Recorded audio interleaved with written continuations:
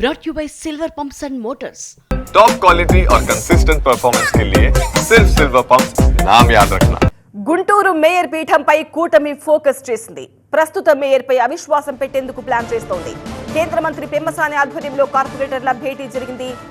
ఈ భేటీకి ఎమ్మెల్యేలు గల్లా మాధవి, నజీర్ హాజరయ్యారు. ఎమ్మెల్సీ అభ్యర్థి ఆలపాటి రాజా కూడా హాజరయ్యారు. మేయర్ అభ్యర్థిపై సమావేశంలో చర్చ జరిగింది.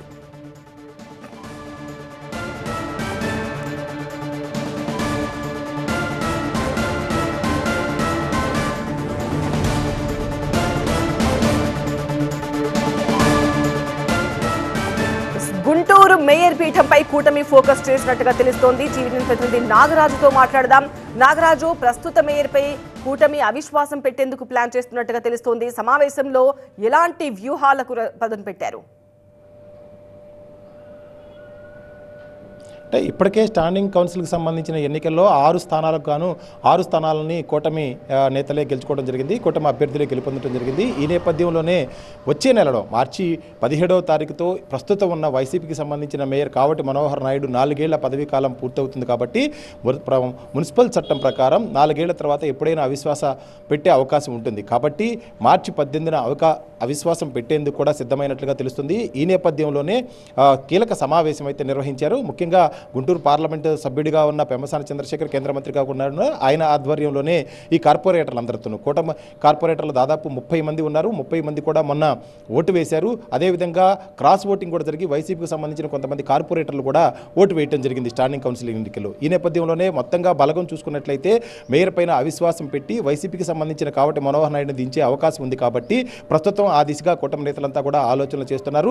ముఖ్యంగా 4 ఏళ్ల పదవీ కాలం పూర్తయిన వెంటనే అవిశ్వాసం పెట్టేందుకు కూడా ఒక నిర్ణయం అయితే తీసుకున్నారు. అయితే ప్రస్తుతం ఎవరిని మేయర్గా చేయాలి, కావటి మనోహర్ నాయుడిని దించిన తర్వాత కూటమి అభ్యర్థుల్లో ఉన్న వారిని ఎవరిని మేయర్గా చేయాలన్న అంశం మీద కూడా ఒక చర్చ జరిగినట్లుగా తెలుస్తుంది. అయితే ఎవరైనా అభ్యర్థిపై మాత్రం ఇంకా ఒక ఖరారు కాలేదు. అదేవిధంగా ఏకాభిప్రాయం కూడా వ్యక్తం కాని పరిస్థితి అయితే నెలకొని ఉంది. ప్రధానంగా ప్రస్తుతం మా కౌన్సిల్లో విపక్ష నేతగా ఉన్న అంటే టీడీపీకి సంబంధించిన కార్పొరేటర్ కోవెలమూడి రవీంద్ర అలియాస్ నాని ఉన్నారు. అయితే ఆయన పేరు కూడా ప్రస్తావనకు వచ్చినట్లు తెలుస్తుంది. కానీ ఏకాభిప్రాయం సాధ్యం కాలేదు. అదేవిధంగా అధిష్టానం ఎవరు చెప్తే వారే మేయర్ సీట్లో కూర్చుంటారు అనేది కూడా ఒక సమావేశంలో చర్చ జరిగింది. కాబట్టి ఎవరిని అభ్యర్థిగా ఉంచుతారు అనేది మాత్రం ప్రస్తుతానికి ఫైనలైజ్ కాలేదు. కానీ కీలకంగా మాత్రం 18వ తారీఖు అవిశ్వాస తీర్మానం పెట్టి ప్రస్తుతం ఉన్న వైసీపీకి సంబంధించిన మేయర్ కావటి మనోహర్ నాయుడు దించేందుకు మాత్రం కూటమి ప్రయత్నాలు ప్రారంభించింది. ఆ దిశగానే అడుగులన్నీ కూడా వేసింది. ఇక అధిష్టానం నుంచి ఎవరిని మేయర్ పదవిలో కూర్చోబెట్టాలి. ఒకవైపు జనసేనకు సంబంధించిన 2 కార్పొరేటర్లు కూడా ఉన్నారు.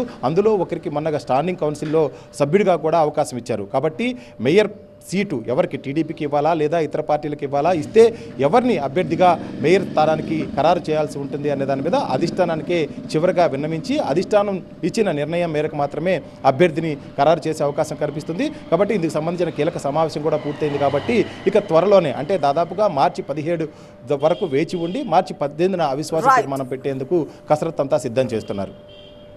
రైట్ నాగరాజు.